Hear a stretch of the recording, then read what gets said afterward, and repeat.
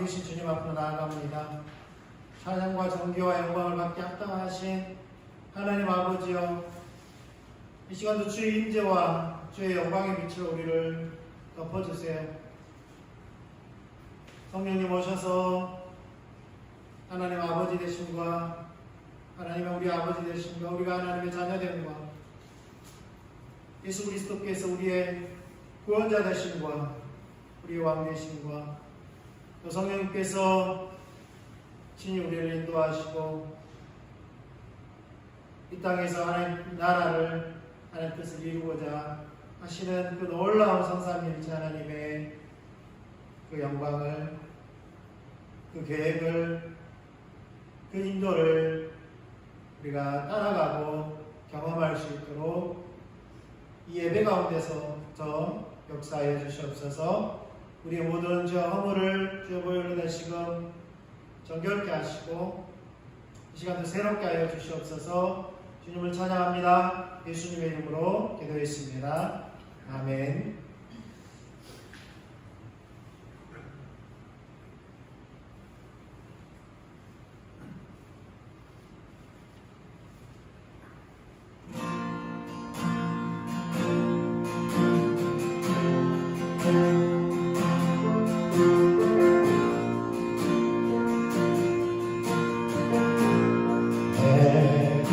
예수님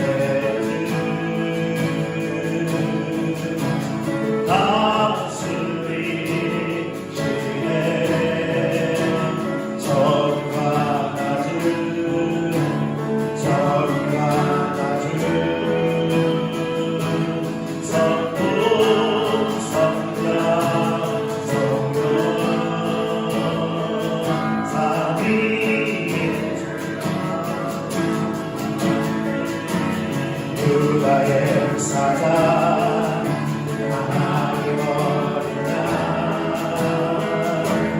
위대하신 주 찬양의 위대하신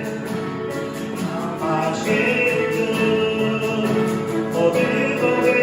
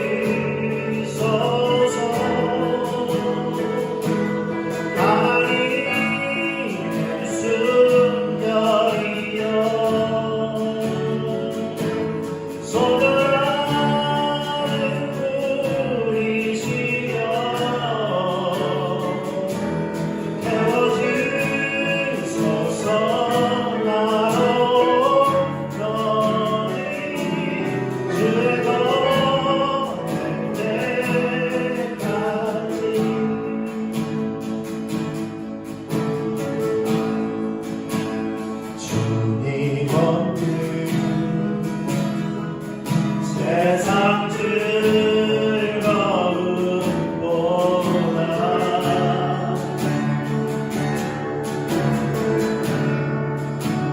주가 일지 눈물로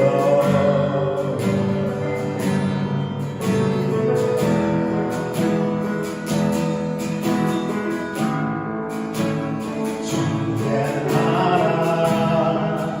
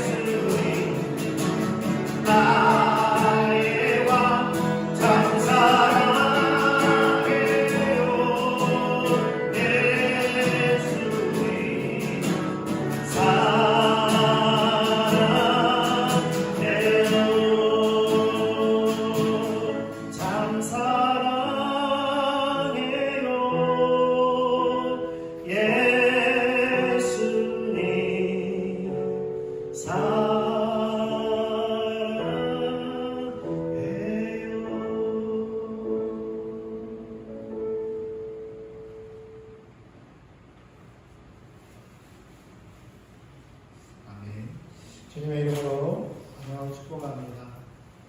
서로 사랑 인사를 나누겠습니다.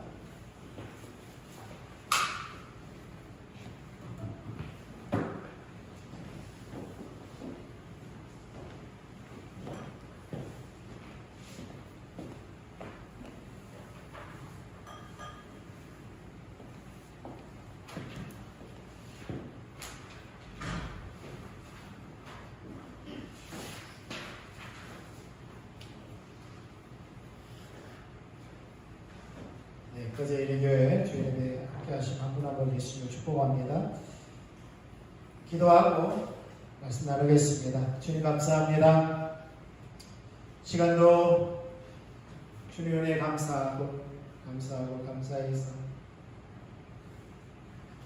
이 시간도 주님 주신 것을 가지고 또 주님 앞에 드리오니 주님 연락하시고 주의 영광 위하여 주의 나라 위하여 사용하시옵소서. 무엇보다도 우리의 삶이 주께 드려지기 원합니다. 우리 사랑을 주님 받으시고 우리 삶 가운데 주님 함께 하시고 인도해 주십시오. 날마다 공부하신 주의 은혜 감사합니다. 무엇보다도 날마다 성령으로 우리를 충만하게 공부해 주십시오. 감사합니다. 예수님의 이름으로 기도했습니다. 아멘. 오늘 하나님의 말씀은 사도행전 15장입니다. 사도행전 15장 16절 말씀. 사도행전 15장 16절 말씀.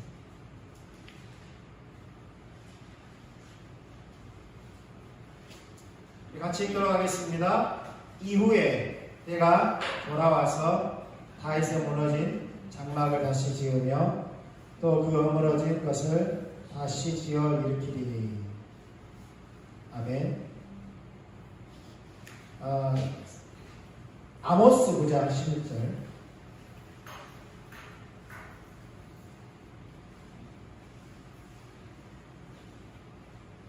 아모스 9장 11절 같이 읽도록 하겠습니다. 시작.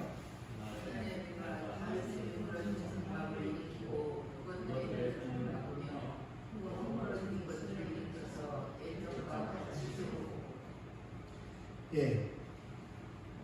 사도행전은 시몬이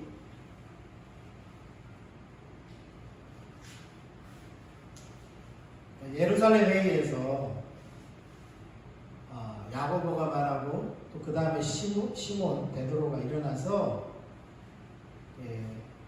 한 말인데, 시몬 베드로가 선지자 아모스 9장 11절 12절 말씀 인용하면서 아모스 9장 11절하고 사도행전 15장 16절이 시작이 좀 다르죠. 아모스는 그날에라고 했어요. 그날에. 그러니까 그 특정한 날을 가리키는 거죠. 그런데 시몬 베드로는 이후에 내가 돌아와서 하고 해석을 합니다. 그날이 어느 날이냐면 예수님께서 다시 돌아오는 겁니다. 예수님께서 다시 돌아오는 재림하는 그날이라고. 아모스는 그날이 재림하는 날인지 초림하는 날인지는 잘 몰랐어요. 아모스서 가지고는 잘 모르잖아요. 근데 사도행전에서 베드로는 그날을 예수님이 재림하는 날이다 이렇게 정확하게 다시 한번 설명해 주고 있죠. 예수님이 재림하는 날은 왕권을 가지고 다시 오는 날입니다.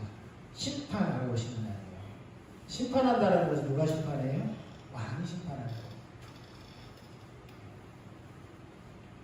왕의 권세로 판단하는 겁니다. 심판하는 겁니다. 우리는 하나님의 나라를 살펴보고 있는데, 우리가 흔히 하나님의 나라 그러면 죽어서 가는 천국 정도로 이해하기 쉽잖아요. 그런데 하나님의 나라는 그것도 맞지만 더 넓은 의미의 하나님의 나라는 하나님의 통치가 미치는 모든 곳이 하나님의 나라예요. 하나님의 통치, 하나님의 다스림. 하나님이 천지를 창조하시면서 하나님의 통치가 이 세계에 미쳤어요. 그리고 그 통치를 사람에게 이임하셨죠. 하나님의 형상되신 것은. 그러나 그냥 위임하고 내버려 두는 것이 아니라 매일 찾아와서 매일 찾아왔을 것으로 추정하죠. 왜냐하면 아담이 타러 가자마자 그날 바로 찾아오시거든요. 늘 그랬던 거죠. 그리고 첫째 날, 둘째 날, 셋째 날 이렇게 매일매일 하나님께서 천지창조에 직접적으로 역사하심으로써 하나님의 통치가 임하는 것을 알 수 있어요. 하나님의 형상대로 지음받은 사람에게 그 통치권을 위임하셨음에도 불구하고 하나님은 그 사람과 교제하기 위해서 날마다 찾아오셨다는 거예요. 그러니까 하나님의 나라는 영원 전부터 영원까지 있습니다. 그런데 그 영원 전부터 영원까지 하나님 나라인데, 하나님 나라의 시간적으로 따지자면, 그런데 장소적으로 따지자면 하나님 나라가 하나님이 천지를 창조하시면서 이 우주 공간 안에, 작게는 이 지구 안에 하나님 나라가 임했어요. 시작됐어요. 제가 처음에 하나님 나라를 이야기하면서 잃어버린 왕국이라고 했습니다. 잃어버린 왕국. 왕국이 없어진 게 아닙니다. 왕국을 잃어버린 겁니다. 하나님 나라를 왕국이라 할 수 있는데 에덴 동산에서 펼쳐지는 하나님의 왕국을 누가 잃어버렸어요? 왕국이 없어진 것이 아니라 왕국을 잃어버렸어요. 통치권을 상실한 거죠. 사람. 그러나 그 하나님의 왕국은 여전히 존재하고 있는 겁니다. 그러나 죄로 말미암아 들어온 사망의 권세가 왕노릇하고 있지 계십니다. 이 장소 가운데, 이 땅 가운데. 그러나 하나님의 나라가 취소된 것도 아니고 하나님의 나라가 없어진 것도 아니고 하나님은 그 하나님 나라를 회복한다라는 것은 하나님 나라가 찌그러지거나 하나님 나라가 데미지를 입어서 하나님 회복한다라는 말이 아닙니다. 하나님 나라가 어디에서 사라진 겁니까? 우리 안에서 사라진 겁니다. 사람 안에서 사라진 겁니다. 사람과의 관계에서 그 다음에 그 사람이 관계하는 자연 가운데서 그 영향력이 성취되는 겁니다. 그러면 회복이라는 말은 어디에 해당되는 겁니까? 우리 안에 되는 피조 세계에 해당되는 겁니다. 하나님의 다스림이 성취되는 게 아닙니다. 우리가 망가진 거죠. 우리 때문에 세상이 망가진 거죠. 하나님 나라의 회복은 그러므로 먼저 사람, 하나의 형상대로 지은 사람에게 회복이 되어야 되고요. 그 사람으로 말미암아 영향력을 미치는 피조 세계에 회복이 미치는 것이죠. 순서가 그렇게 되는 거예요. 그래서 가장 먼저 이 문제를 해결하기 위해서 바로 죄의 문제를 해결하기 위해서 죄를 대신 지시고 하나님의 아들 예수 그리스도께서 이 죄의 문제를 십자가에 새긴 거죠. 그래서 하나님과의 관계가 회복되게 하시고 화목하게 하시고 또 우리로 하여금 세상과 화목하게 하는 그 직분을 주셨다라고 말씀하십니다. 마음껏 회복되는 거죠. 그래서 하나님 나라는 이 땅에서 회복되는데 누구를 통하여서요? 하나님의 형상대로 지은 겁니다. 다시 그리스도 예수 안에서 새롭게 지어진 피조물, 구원받은 하나님의 백성들을 통하여서 하나님 나라가 회복되는 겁니다. 그런데 그 모범으로서 이스라엘이 세워졌고 그 모범을 보이라고 이스라엘이 팔레스틴 가운데 가나안 땅 가운데 침투해졌는데 그 역할을 못했다는 거예요. 왜요? 그들의 정체성이 무너졌기 때문에. 그러니까 역할도 감당할 수 있는.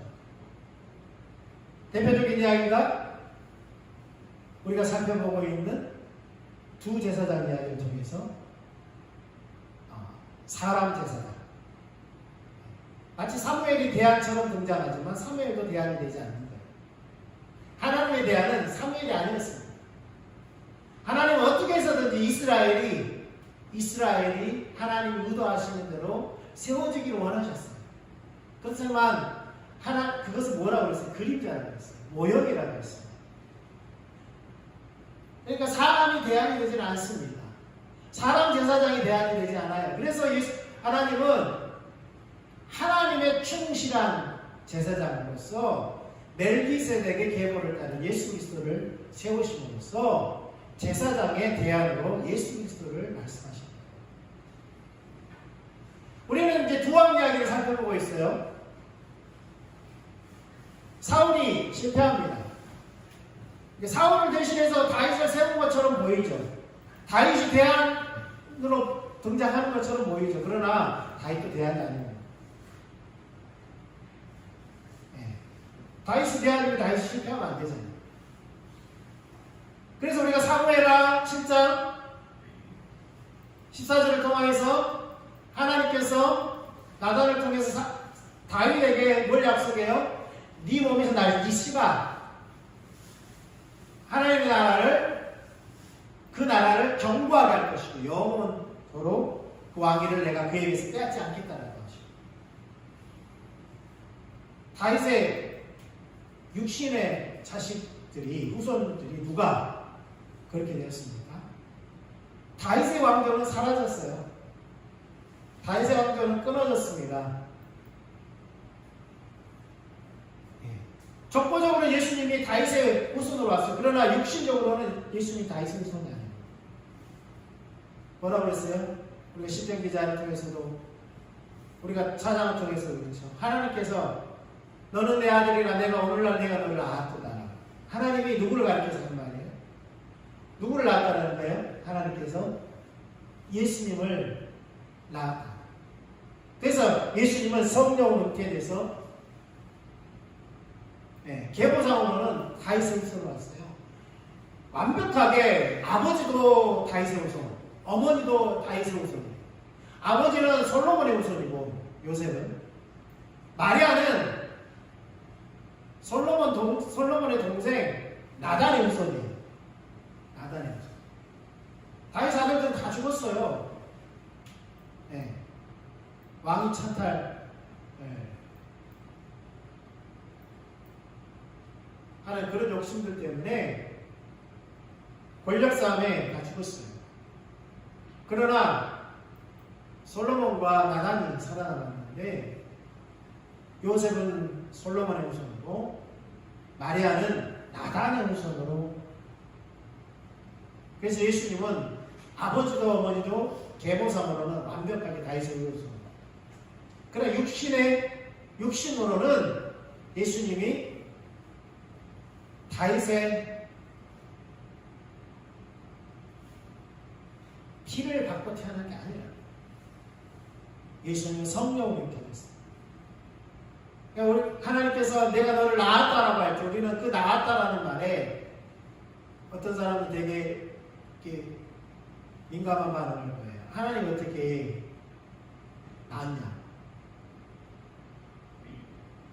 근데 그 낳았다라는 단어는요, 으로부터라는 뜻이에요. 으로부터.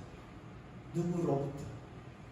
누구로부터 보냄을 받았다라는 의미도 있습니다. 보냄을 받았다. 그래서 예수님은 사람의 왕이 아닌 하나님께서 보내신 하나님의 아들로서 만왕의 왕으로서 왕권을 다윗에게 받아서 그 왕권을 유지하는 것이 아니라 왕권을 가지고 어디로 가요? 아버지께로 가서 아버지께 왕권을 가지고 다시 오겠다는 거죠. 다윗의 왕권이 아닌 거죠. 사람의 가문의 왕권이 아닌 거죠. 그래서 하나님은 철저하게 대한 제사장으로서 예수 그리스도를 대한 왕으로서 예수 그리스도를 주시겠다고 다윗에게 나단을 통해서 말씀하십니다. 그게 사무엘하 7장 14절의 말씀이고요. 우리가 지난주에 살펴봤다. 그리고 역대 3 말씀이 같은 말씀이죠. 그러나 여전히 우리가 살펴보고자 하는 것은 왕으로서 사울을 우리가 살펴봤고요. 왕으로서 다윗을 우리가 살펴보고자 하는 거예요. 왜 그러냐면 하나님께서 사울을 버리시고 다윗을 왕으로 세울 때에 그를 외모로 취하지 아니하시고 중심을 본다고 말씀하셨어요. 그리고 다윗을 사도행전 13장 22절에 뭐라고 말씀하냐면 다윗을 만나니 내 마음에 맞는 사람이라 내 뜻을 다 이루리라 하시더라. 이렇게 말씀하셨어요. 그러면 우리가 다윗이 다윗이 어떤 면에서 하나님의 마음에 맞는 삶을 살았는지를 우리가 살펴보고자 하는 겁니다. 우리가 예수 그리스도와 함께 영원히 왕노릇할 존재들이에요. 네. 우리들은 예수 그리스도와 함께 제사장 노릇하고요. 예수 그리스도와 함께 왕노릇할 사람들이에요. 그런데 여전히 우리는 다윗처럼 육신을 가지고 이 땅에 살아가는 자들. 육신을 가지고. 연약한 육신을 가지고. 그래서 우리가 다윗의 신앙을 정면교사로 삼아서 우리가 그 삶을 추구하자는 겁니다. 그래서 왕으로서 다윗이 어떤 삶을 살았는지. 여러분, 우리가 신명기에 이스라엘 백성들이 가나안 땅에 들어가면 그들이 왕을 요구하게 될 것이다. 그때에는 왕이 갖춰야 될 요건들이 있다. 기준들이 있다. 기준이 있다. 라고 말씀하셨죠. 미리. 그런데 여전히 다윗은 그 기준에 몇 가지는 합하지만 여러 가지 면에서 합당하지 못한 하나님의 기준을 가지고 있었어요. 네.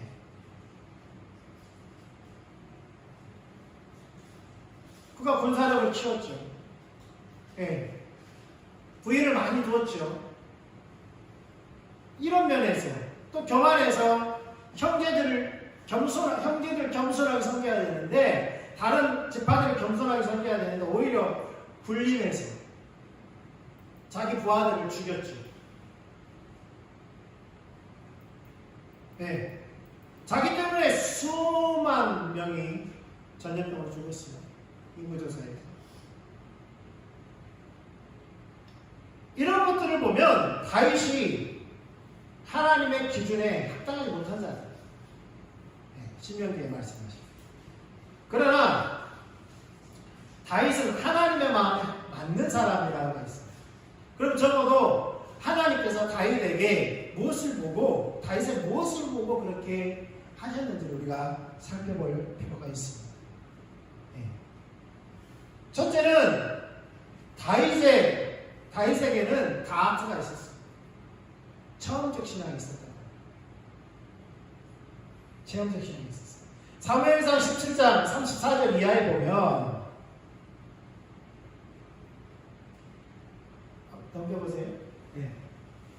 다윗이 사울에게 말하되, 지금 아버지 심부름으로 블레셋과 이스라엘이 전쟁이 났는데 형들의 안부를 물어보라고 도시락을 싸서 보냈잖아요. 그래서 사울에게 지금 말하는, 자기가 나가겠다 하니까 다 만류하고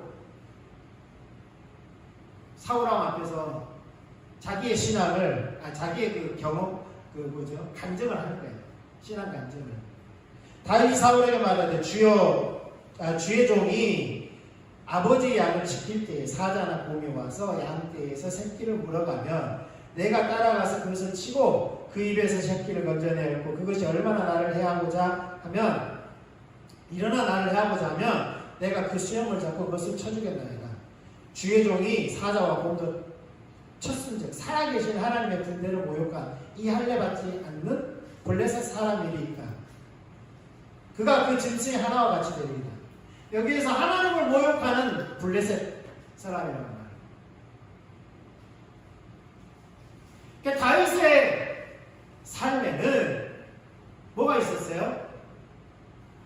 하나님의 그분을 존귀하게 하고자 하는, 그분을 높이는 삶이 있었던 거예요. 왜요? 그분을 경험하고 그분이 어떤 분인지 알았기 때문에.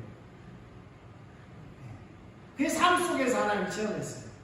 아니, 어떤 10대가 곰을 쳐 죽이고 사자를 죽여요. 그 양 잡아가면 자기한테 올까봐 도망가기 바쁘죠. 그리고 자기보다도 한참 큰 거인 앞에 나아가겠다는 거예요. 왜요? 그 거인이 그 이방에 그 나쁜 놈이 하나님을 모욕하니까 참을 수 없는 거죠. 왜요? 하나님 그런 분이 아니거든요. 하나님은 그런 분이 아니거든요. 하나님은 살아계시거든요. 그 자기의 행동은 뭐예요? 다른 사람들을, 이스라엘 백성들을 초라하게 만든 거예요. 아까 자기 형제를 초라하게 만들었고요. 왕을 지금 초라하게 만들고. 그러나 현실은 여전히 뭐예요? 현실의 눈으로 보면은 안 되니까. 불가능하니까. 어쩌면 사울이 맞고 군사들이 맞을지 몰라요. 그래서 다윗의 눈에는 그게 아니었어요. 왜요? 그는 하나님을 경험하고 하나님에 대한 지식, 지적으로, 영적으로, 도덕적으로, 경험적으로 아는 그 지식이 있었어요. 그러면서 그가 하는 말이 뭡니까? 다윗이 블레셋 사람에게 이르되, 이제 나아가는 거예요. 너는 칼과 창과 단창으로 내게 나아오거니와 나는 만군의 여호와의 이름 곧 네가 모욕하는 이스라엘 군대의 하나님의 이름으로 너에게 나아가노라. 오늘 하나님 여호와께서 너를 내 손에 넘기시리니 내가 너를 쳐서 내 목을 메고 블레셋 군대의 실체를 오늘 공중의 새와 땅의 들짐승에게 주어 온 땅으로 이스라엘의 하나님이 계신 줄을 알게 하겠고 또 여호와의 구원하심이 칼과 창에 있지 아니함을 이 무리에게 알게 하리라. 전쟁은 여호와께 속한 것인즉 그가 너희를 우리 손에 넘기시리라.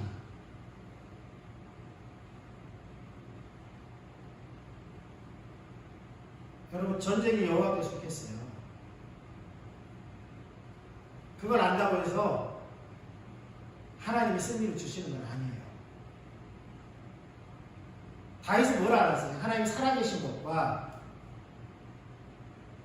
하나님께서 분명히 다윗에게 블레셋 골리앗을 자기 손에 넘겨주는 것을 알았어요. 확신하고 나아가는 거예요. 확신하고 나아가는 거예요. 그냥 용기가 있어서 그냥 대범해서 나가는 것이 아닙니다. 그는 알았어요. 뭘로요? 알았어요. 확신했어요. 확신하고 나갑니다.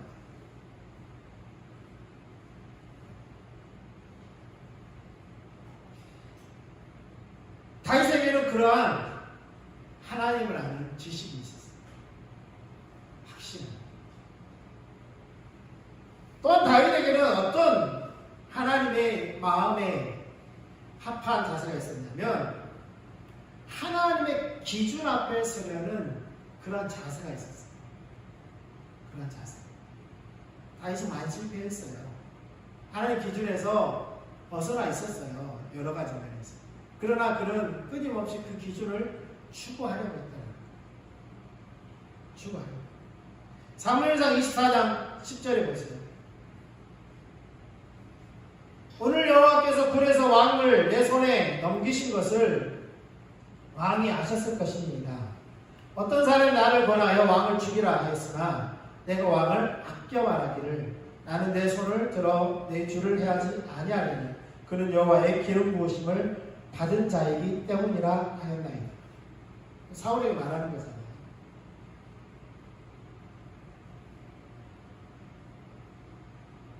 굴 속에 용병으로 왔는데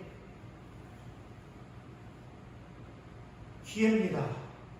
지금 말씀하시면 제가 등에 칼을 꽂겠습니다. 그러나 다윗은 하나님의 기름 부음하는 종을 내가 해였습니다. 그래서 옷만 잘랐어요. 옷자락 잘랐어요. 옷자락 자르면 또 하나님의 기준에 합하지 않는 것을 하나님께 얘기했어요. 끊임없이 하나님 기준에 서려고 하는 그런 자세가 있었다는 거예요.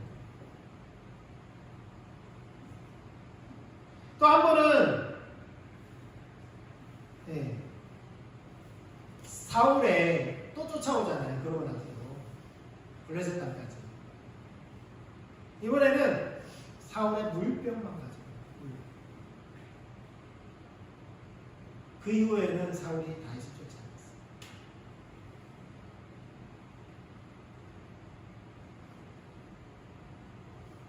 그리고 역대상 15장 13절에도 하나님의 괴를 가져오다가 우사가 죽는 그런 비극이 있었죠. 다윗이 화가 났죠. 내가 좋은 일을 하려고 하는데 하나님은 그렇게까지 할 수 있냐. 그런데 나중에 깨달은 게 뭐예요?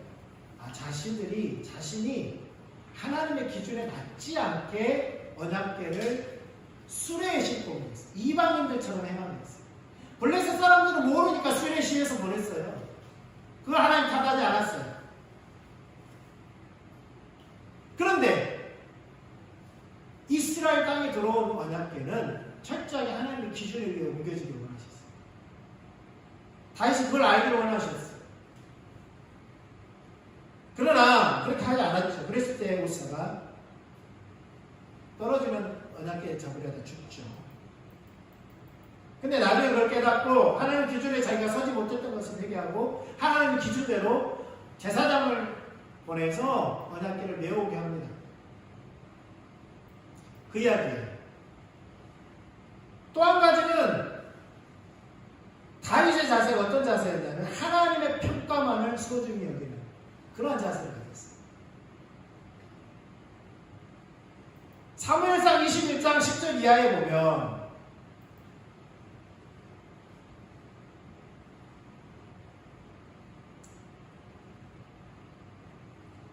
한 가지 이야기가 있죠. 그 언약궤가 들어올 때 다윗이 춤을 추잖아요. 근데 미갈이 그걸 좀 민망하게 그렇게 좀 천박하게 행동하냐고 그렇게 꾸짖었을 때 내가 하나님 앞에서 하는 것인데 뭐가 부끄럽냐 그렇게 말을 했죠. 그러니까 하나님의 평가만을 소중히 여기는 자세였고요. 또한 사무엘상 21장 10절 이하에 보면 그날에 다윗이 사울을 두려워하여 일어나 도망하여 가드왕 아기스에게로 가니 그리고 그곳에서 무슨 행동을 하냐면 블레셋 사람들이 다윗을 경계하잖아요. 그러니까 다윗이 미친 척 침을 흘려요. 왕이 가오가 있지. 자신들의 적에게 자신의 몸을 맡기고 그곳에서 미친 척합니다. 그게 왜 가능했습니까? 왜 가능했습니까? 살아남으려고요? 그냥 살아남으려고 그런 게 아니에요. 하나님의 뜻이 자신을 통해서 이루어져야 하는 하나님의 뜻이 있었기 때문에 그는 그렇게 하지 않았어요. 내가 명예롭게 죽겠다 그런 것을 선택하지 않았어요.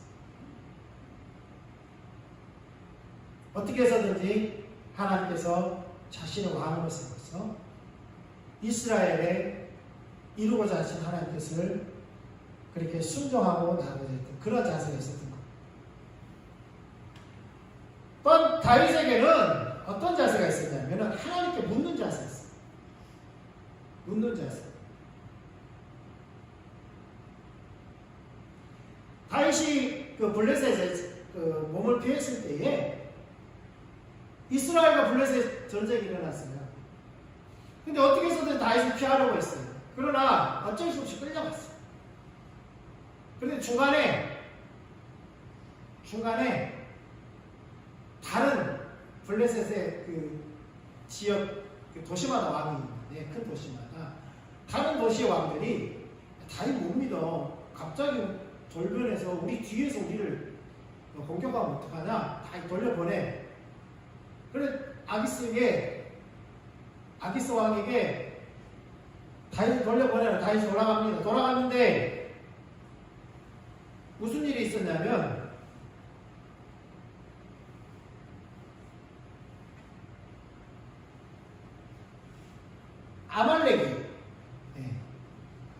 아말렉이 다윗의 가족들을 다 잡아간 거예요.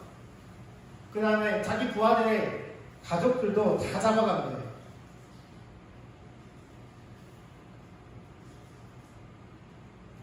면목이 없죠. 자기 때문에 부하들이 어려움을 당한 거예요. 그래서 자기를 죽이려고 하는 거예요. 돌려치려고. 근데 다윗은 어떤 자세를 갖습니까? 하나님께 묻습니다. 그 와중에 하나님께 물어요. 그냥 뒤도 돌아보지 않고 보통 리더 같으면 야 빨리 우리 쫓아가서 데려오자 구해오자 라고 했을 텐데 그렇게 하지 않고 다윗은 하나님께 묻습니다.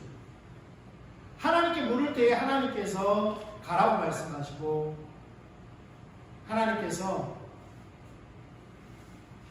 다행히 잡혀갔던 식솔들을 다 무사히 구출해오게 합니다. 이름으로써 다윗이 하나님 앞에 뿐만 아니라 다윗의 부하들에게도 리더십을 유지하게 하셨죠. 뿐만 아니라 다윗은 묻기 위해서 언약궤를 메어왔죠. 역대상 13장 3절에 사울 때에는 우리가 묻지 않았지만 우리가 궤 앞에서 묻자 라고 하는 거죠. 그리고 우리가 잘 알고 있는 시편 27편 4절에 다윗의 평생의 소원이 있죠. 하나님의 집에 살면서 하나님 의지 앞에 있으면서 하나님의 영광을 바라고 하나님께 묻는 그 삶을 다윗이 그러한 자세를 가지고 있었어요. 그러니까 다윗에게는 다트가 있었어요. 그리고 하나님의 기준 앞에 서려고 하는 자세가 있었고요. 하나님의 평가만을 소중히 여기려는 그런 자세가 있었고 또한 하나님께 묻는 다윗의 자세가 있었어요. 이러한 다윗의 자세를 다윗의 중심을 하나님이 기뻐하셨고 하나님의 마음에 맞다라고 하신 것 같아요. 그래서 우리도 다윗처럼 이러한 세 가지 자세는 두 가지지만 크게 세 가지지만 다트를 가지고 하나님의 기준 앞에 서고 하나님의 평가만을 소중히 여기고 하나님께 묻는 우리의 삶이 될 수 있기를 축원합니다. 하나님께 묻지 않았을 때 또한 이러한 자세를 갖고 있지 않았을 때 다윗이 크게 두 가지 죄를 범하게 되죠. 군대를 보내놓고 전쟁에 군대를 보내놓고 다윗은 옥상에 올라가서 옥상을 거느렸어요. 성경에 보면 옥상에 올라가서 옥상을 거느린 그 행위를 한 군데서 찾아볼 수 있는데 바로 느부갓네살 왕이 마음이 교만해서 옥상에 올라가서 자기 왕국을 내려다봤어요. 다 보이지 않았죠. 120개의 도가 있는 120개의 왕국이 있는데 다 보이지 않죠. 인도나 구스까지 북아프리카까지 자기 왕국이 있었어요. 그게 교만했죠. 그런 그 교만한 행위를 묘사하는 장면이 옥상에 올라갑니다. 자기 왕국에서. 다윗이 왜 옥상에 올라갔다고요?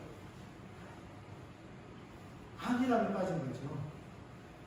자기 수족들을 자기와 생명을 같이 했던 그 부하들을 전쟁터에 보내놓고 자기는 한가하고 옥상에 올라가서 거닐겠어요. 걱정돼서요? 아니, 다윗이 보통 다윗의 삶을 우리가 앞에서 살펴보았지만 신앙을 살펴보았지만 평상시에 다윗 같은 어디 가야 돼요? 다윗의 장막에 가서 하나님 찾아요. 다윗. 그런데 그렇지 않았죠. 그러니까 바세바를 발견했고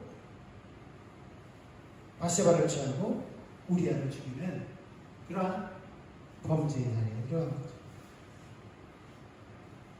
또 한 가지는 사무엘하 24장 이하에 보면 요압을 시켜서 인구조사하는 거죠. 요압이 만류합니다.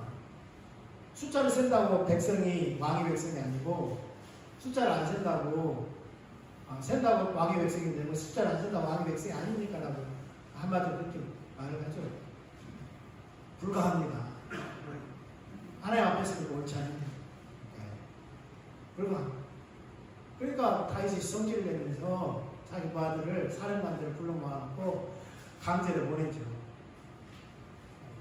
근데 9달 반 만에 돌아왔어요. 9달 반 만에. 인구조사를 9달 만에 마치고 돌아왔어요. 근데 보고를 받고 나자마자 하나님께서 다윗의 마음에 그게 잘못됐다는 깨닫기. 근데 9달 반 동안 그걸 몰랐어요. 9달 반. 평상시에 내가 같으면 알았겠죠. 하나님 찾았어. 그렇지 않았다는 거죠. 그래서 하나님께 세 가지 선택하라고 해서 다윗이 전염병 3일 동안 전염병 수만 명이 죽었어요. 그러니까 다윗이 올바른 신앙을 가졌을 때는 그런 일들이 없었죠. 근데 그런 신앙을 갖지 않고 안일함에 빠지니까 범죄하고 또 자식들이 자식을 죽이고 반역을 하고 이런 일들이 계속해서 반복했어요. 우리는 다윗이 가졌던 그러한 자세, 다윗이 하나님을 아는 지식이 있었고 하나님 기준 앞에 서는 자세, 하나님 평가만을 소중히 여기는 그러한 자세들을 그리고 하나님께 묻는 그러한 자세를 우리가 가짐으로써 하나님의 마음 합한 우리의 삶이 되기를 주님의 이름으로 축복합니다. 우리 기도하고 마치도록 하겠습니다.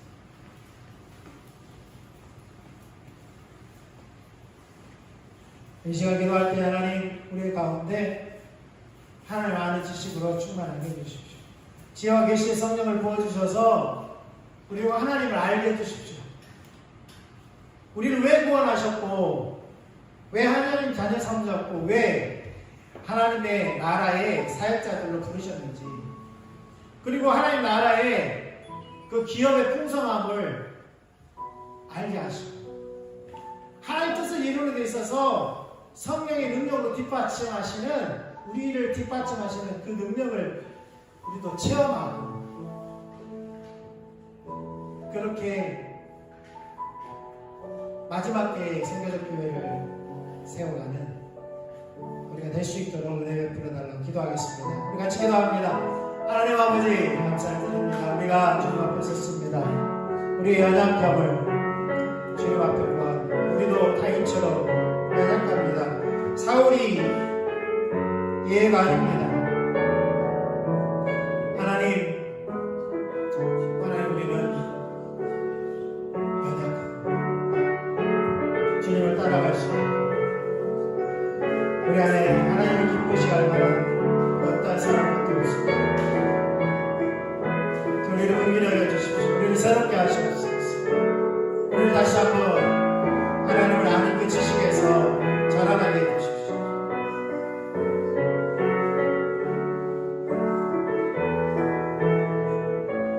하나님의 기준 앞에 우리가 설 수 있도록 날마다 깨달아 알게 해주십시오.